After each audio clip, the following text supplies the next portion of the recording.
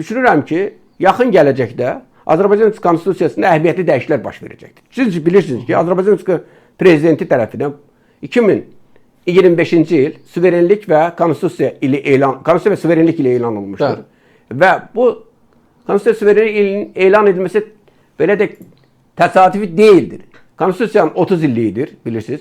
Noyabr ayının 12-sində 95-ci ildə qəbul edilmişdir və 30 illik olacaqdır. Eyni zamanda suverenlik bütün Azərbaycan coğrafiyasının tam təmin olunmuşdur və konstitusiyada bir sıra institutların dəyişiklik edilməsi vacibdir dövrün tələblərinə və müasir çağırışlara uyğun olaraq. O cümlədən idarəetmə prosesinin daimi təkmilləşdirilməsi prosesi hələ 2018-ci ildən, daha doğrusu 2016-cı ildən bilirsiniz, konstitusiyada dəyişikliklər baş verdi. Birinci vitse-prezidentlik institutu ilə bağlı məsələ öz əllərini tapdı orada. Vitse-prezidentlik institutu eyni zamanda yaradıldı və idarəetmənin təkmilləşdirilməsi hələ yadımdadır ki, Cənab Prezident Milli Məclis qarşısında çıxış edərkən ki, bizim əsas prioritetimiz idarəetmənin təkmilləşdirilməsidir. Yəni, başqa sözlə desək, bunu transformasiya etsək konstitusiya, Azərbaycan konstitusiyasında bir sürü idarəetmə strukturları yenidən təkmilləşdirilməlidir. Və təsadüfi deyil ki, Azərbaycanda prezidenti səlahiyyətli nümayəndəsi institutu fəaliyyət göstərir. Artıq özünü təsdiq etməkdədir. İşğaldan azad olmuş xüsusi nümayəndəlikləri var. Naxçıvanda isə səlahiyyətli nümayəndəlikləri. Naxçıvanda səlahiyyətli. Bunlar isə konstitusiya öz əksini tapdı. Bu prezident administrasiyasının strukturu kimi hal-hazırda fərmana görə belədir.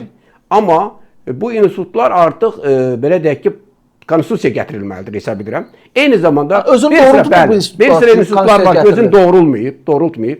Mənim şəxsi qənaətimdir. Ola bilsin ki, hörmətli tamaşaçılarımız və bizim digər təsisatlar mənim fikrimlə razılaşmır. Bu, amma mən şəxsi gəldiyim qənaətdir ki, yerli icra hakimiyyəti institutları, yerli icra hakimiyyəti baş institutları tamam yenidən transformasiya edilməlidir. Tamam, mən düşünürəm ki, regional idarəetmə modeli bütün ölkə üzrə səlahiyyətli nümayəndə yəni, siz təklif edirsiniz ki, yerli icra hakimiyyətləri ləğv olunur. Bəli, mən bunu düşünürəm. Bu mənim gəldiyim belə deyək. O sizin şəxsi qənaətinizdir. Şəxsi qənaət. Eyni zamanda subyektiv fikriniz. Bəli, subyektiv. Eyni zamanda düşünürəm ki, biz yenidən Nazirlər Kabineti institutuna baxmalıyıq. Onun səlahiyyətləri baxımından bəlkə onun mövcud olub olmasa bu istiqamətdə dəyişikliklər baş verə bilər.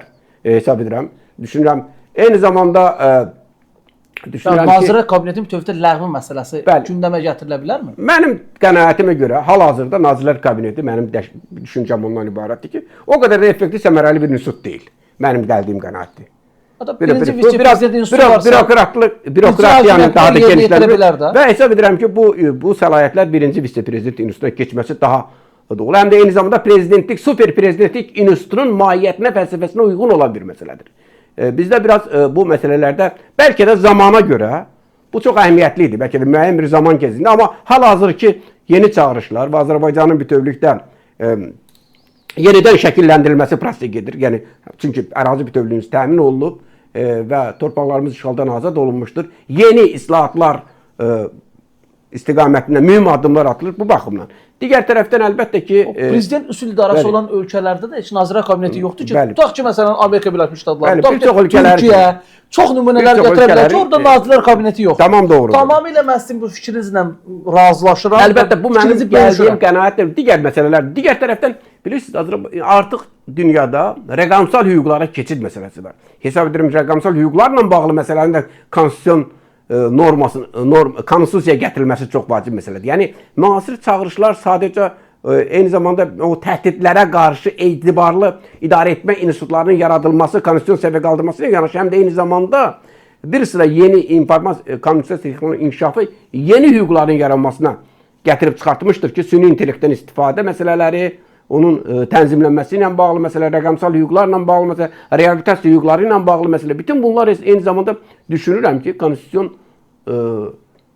konstitusiyaya gətirilməsi vacib məsələdir və yeni dəyişikliklər ümid etmək istərdim ki, bu məzmunlu məsələlər də orada öz əksini tapacaqdır.